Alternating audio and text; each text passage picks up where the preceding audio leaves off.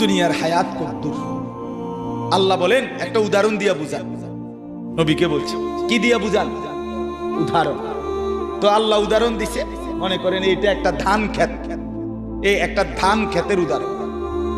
আল্লাহ বলেন কৃষক এটার মধ্যে জ্বালা ফেলাইছে, ওই যে ধান, এটা জ্বালানি কর, শুনতেছেন তো? জ্বালা ফেলাইছে।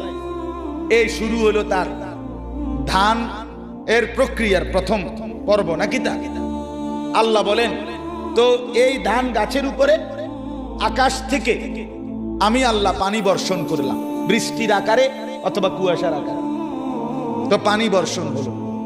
এখন কি হলো? আল্লাহ বলেন এরপরে ধীরে ধীরে লক্ষ্য করেন যে এই ধান গাছ থেকে কয়েকদিন পরে ছোট্ট একটা সবুজ গাছের চারা বের হয়েছে। এবার খেয়াল রাখেন এই চারাটা বড় হইতেছে, বড় হইতে হইতে